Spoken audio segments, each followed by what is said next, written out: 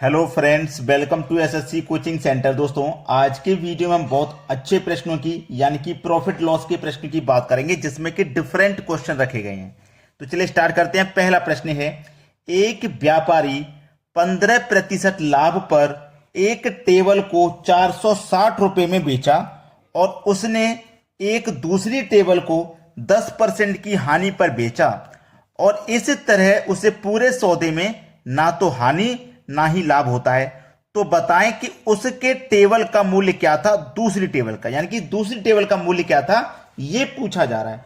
तो बता देंगे आप आसानी से। चलिए, यहां पे मैं आपको एक चीज बता दूं कि लाभ प्रतिशत आप निकालेंगे। लाभ प्रतिशत तो क्या होता है, प्रश्न को पहले समझिए। हमारे पास लाभ परसेंट कितने का है, 15% के लाभ पे बेचा है ना, तो 15% का लाभ है। परसेंट का मतलब बटे में 100। अब देखो, इसे कटाऊंगा, 5 से कट जाएगा 3 बार में, 5 से कट जाएगा 20 बार में।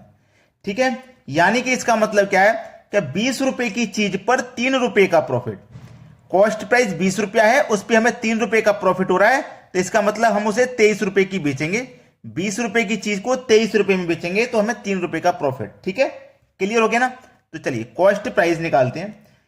देखो, 460 रुपए में हमने बेचा है। कितने बेचा है, 460 रुपए में। 460 में बेचा है, इनटू क्या करना है। अब देखो, ये 23 के बटे में 20 है ना, इसको हम पलटेंगे, पलट के लिखेंगे, यानी कि 20 के बटे में 23 लिखना है। ये कब लिखना है, जब हम कॉस्ट प्राइस निकालेंगे। अगर सेलिंग प्राइस निकालेंगे तो नहीं पलटना, कॉस्ट प्राइस निकालेंगे तो पलटना है। चलो, 23 से 46 दो बार में कट जाएगा और एक 0 20। 20 और 20 मिलकर के कितना, 400। यानी कि कॉस्ट प्राइस मेरा कितना है, 400 रुपए है। कॉस्ट प्राइस 400, 15% के लाभ पर ये कितना हो गया था, 460 हो गया था। ठीक है, चलो अब हम लाभ निकाल लेते हैं। लाभ निकाल लेंगे भाई। देखो, हमने बेचा कितने में था, 460 रुपया में। हमारी वस्तु 400 रुपए की थी, है ना।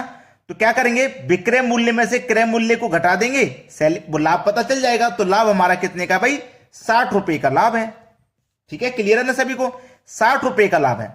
अब देखना, 60 रुपए का लाभ हो रहा है, यानी कि हमारे पास दूसरी टेबल को 10% की हमने हानि में बेचा था। अब देखो, 10% बराबर कितने के है, ये 60 रुपए के है। 10% की वैल्यू 60 रुपया है, तो 100% की वैल्यू कितनी होगी भाई, 100% की वैल्यू 600 हो जाएगी भाई। 10% की 60, तो 100% की कितनी, 600 हो जाएगी। तो हमसे पूछा है, तो बताएं कि उसके टेबल का मूल्य क्या था, दूसरी टेबल का। दूसरी टेबल 10% की वैल्यू 60, तो 100% की वैल्यू 600, यानी कि बी ऑप्शन प्रश्न का बिल्कुल सही जवाब है। समझ में आ गया ना। अब देखते हैं अगला प्रश्न। अगला प्रश्न है, विक्रय मूल्य पर 25% लाभ क्रय मूल्य पर कितने प्रतिशत लाभ के बराबर होगा। कॉस्ट प्राइस पे पूछ रहा है, कितने % लाभ के बराबर होगा। चलिए, मान लेता हूं मैं सेलिंग प्राइस आपका 100 रुपया है। ठीक है, सेलिंग प्राइस मैंने 100 रुपया मान लिया और लाभ आपको दे रखा है कितना, 25 का, यानी कि 25 रुपए का लाभ। 100 का 25% निकालेंगे, 25 होता है।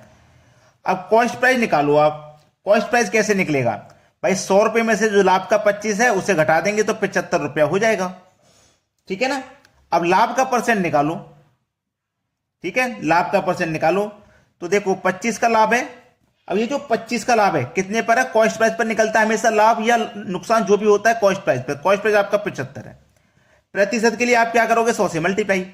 तो 25 से कम 25, 25 से 3 बार में कट जाएगा और 3 से जब मैं इसको कटाऊंगा तो 33.1/3 बार में कट जाएगा। तो ये आपके सवाल का बिल्कुल सही जवाब है। ठीक है, ये वाला। अब देखो, इसमें एक बात और है, जो बच्चे मुझे गलत कहने वाले हैं मैं उनको बता देता हूं। कैसे गलत कहेंगे, वो कहेंगे कि सर कॉस्ट प्राइस को 100 रुपया मानो। ठीक है, और प्रॉफिट जो है 25 रुपए का, 100 पे 25 का प्रॉफिट, यानी कि हमारा जो सेलिंग प्राइस हो जाएगा 125।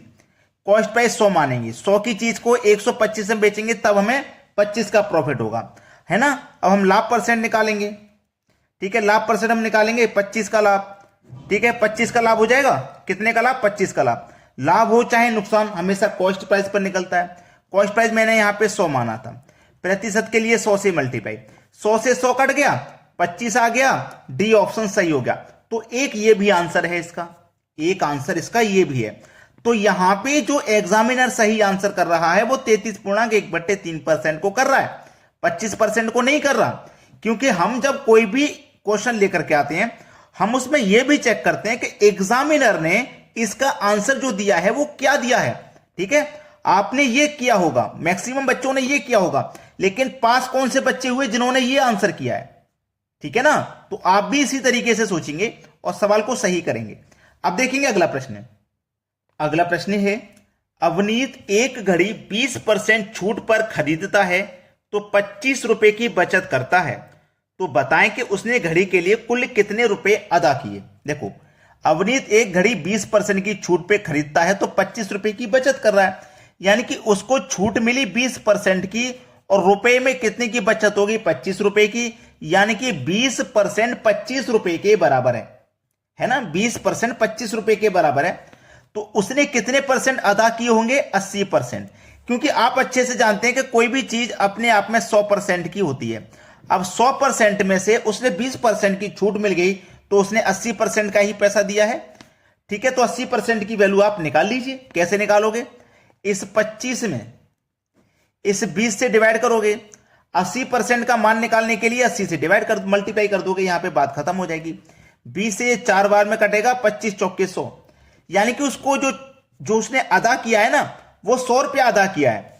उसने वो घड़ी के लिए 100 रुपए अदा किए हैं। बी ऑप्शन बिल्कुल सही है। कितने रुपए में घड़ी है, 100 रुपए में खरीदी है उसने वो घड़ी, 100 रुपए उसने अदा किए उस घड़ी के 20 रुपए की छूट प्राप्त करके। क्लियर हुआ सभी को। चलिए अब देखते हैं अगला सवाल। अगला सवाल है, अभय ने 20% छूट पर एक रेडियो खरीदी, उस रेडियो को उसने 15% लाभ पर 690 रुपए में बेचा, तो उस रेडियो का मूल्य क्या था। चलिए, बहुत अच्छा सवाल है। अभय ने एक रेडियो खरीदी 20% की छूट पर। चलिए, जो एमआरपी है ना, मैं एमआरपी लिखता हूं इसमें। एमआरपी जो भी उसका एमआरपी था, उसने उस एमआरपी से 20% की छूट पर खरीदी। 20% की छूट पर रेडियो खरीदी ना, 20% की छूट पे जो भी उसका एमआरपी रहा होगा, ठीक है, जो भी उसका एमआरपी रहा होगा, उस एमआरपी से 20% की छूट पर उसने रेडियो खरीदी। उस रेडियो को उसने 15% के लाभ पर 690 रुपए में बेच दिया। देखिए, इसने खरीदी थी ना, तो ये उसका कॉस्ट प्राइस हो जाएगा। कितना हो जाएगा कॉस्ट प्राइस, जो भी उसका कॉस्ट प्राइस था, जितने रुपए में 20% की छूट पर उसने खरीदी थी, उसी कॉस्ट प्राइस से 15% के लाभ पर 15% के लाभ पर वो कितने में बेच देता है। सेलिंग प्राइस दिया गया है बेचने का, कितने बेच देता है वो, 690 रुपए में बेच देता है। तो रेडियो का मूल्य क्या था, ये तो पूछ रहा, रेडियो का मूल्य क्या था। आराम से निकाल लो भाई, एमआरपी निकालनी है, आराम से निकाल लो। 690 रुपए में वो बेच रहा है, ठीक है। 20% की उसने छूट ली थी। कितने की छूट, 20% की छूट। तो यहां पे देखो 20 लिखेंगे, 20 लिखेंगे, बटे में कितना आ जाएगा, 23। क्यों आ जाएगा, मैंने पहले क्वेश्चन में आपको बताया था। समझ लीजिएगा प्रश्न को एक बार में। देखो, मेरे पास ये क्या है, लाभ 15% का है। 15% का मतलब बटे में 100, 5 या 15, 5 से कट जाएगा 20 बार में, यानी कि 20 रुपए पे 3 रुपए का फायदा। तो 20 रुपए की चीज को आप 23 रुपए में बेचोगे, ठीक है। तो कॉस्ट प्राइस निकालेंगे तो ये पलट जाती है वैल्यू, यही तो मैंने बताया था। ये वैल्यू मैंने पलट दी, वैल्यू मैंने पलट दी ना। अब ये मेरे पास कितना, 20%। अब इस 20% को भी मैं सोल्व करूं, 20% का मतलब बटे में 100, ठीक है। 20 से कम 20, 20 से कट जाएगा 4 बार में। अब 4 की चीज पे देखना, 4 की चीज पे 1 रुपए का फायदा, यानी कि 5 में बैठेंगे, 5/4।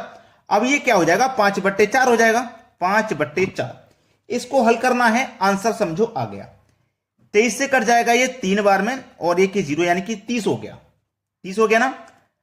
3 दूने का 6, यानी कि 600, और 6 पंजे का 30, यानी कि 3000। डिवाइड में कितना है, 4, 4 से डिवाइड करेंगे, 4 सत्ते 28, 2 बचेगा 20, 4 पंजे 20, और एक 0, 750 हो गया। यानी कि बी ऑप्शन क्या है, प्रश्न का बिल्कुल सही जवाब है। आपके प्रश्न का बिल्कुल सही जवाब बी ऑप्शन। समझ में आ गया ना। अब देखेंगे अगला प्रश्न। अगला प्रश्न है, इकबाल अपने वस्तु पर कितना मूल्य अंकित करे कि उस वस्तु पर 6.1/4% छूट देकर बेचने के बाद भी उसे 5% का लाभ प्राप्त हो। देखिए, छूट कितने की दे रहा है वो, छूट दे रखा है 6.1/4% की, और उसके बाद फायदा उसे कितना हो रहा है, 25% का। अब मैं इसे क्या करूंगा, इसको देखो पहले सॉल्व करूंगा। 6 चौके 24, 24 में एक जोड़ूंगा 25/4, ये 25 के बटे में 4, परसेंट का मतलब बटे में 100, तो ऊपर 25 बटे में 400 हो जाएगा, 25 से कम 25, 25 से 16 बार में 400, यानी कि 1 के बटे में 16। अब देखो ये छूट दे रहा था, जब लाभ होता है तो नीचे में ऊपर जोड़ देते हैं, छूट होगी या हानि होगी तो नीचे में ऊपर घटा देंगे, तो 16 में से घटा दूंगा यानी कि 15/16, यानी कि 16 रुपए की चीज पे 1 रुपए का नुकसान, तो 16 की चीज को हम 15 में बेचेंगे तभी तो 1 का नुकसान है। ठीक है, अब एमआरपी निकाल लो आप, एमआरपी अब आप निकाल लेंगे, सेलिंग प्राइस बराबर 15/16, ठीक है, 15/16 बराबर कितना हो गया, बराबर कितना हो गया भाई। अब एक चीज ध्यान है आपको कि हमें क्या हो जाए, 5% का लाभ हो जाए। 5% का लाभ कब होता है, जब हम 100 की चीज को 105 में बेचते हैं तभी तो 5% का लाभ होता है। तो मैं यहां पे कितने बेचूंगा, 105 में। ठीक है, अब सवाल हो गया आपका, 15 से 7 बार में 105 कटेगा और 16 का मल्टीप्लाई 7 से कर दो, 112%। ठीक है, 112% हो गया, तो 5% का लाभ प्राप्त हो तो इतनी छूट देकर के बाद भी उसे हम 5% लाभ प्राप्त हो कितने में बेचें, कितना मूल्य उस पर अंकित करें, तो 112 हमें अंकित करना होगा। पहला ऑप्शन बिल्कुल सही है। तो अभी तक जिन बच्चों ने लाइक नहीं किया वीडियो को लाइक कर दीजिए और शेयर नहीं किया तो शेयर कर दीजिए। ठीक है दोस्तों, धन्यवाद।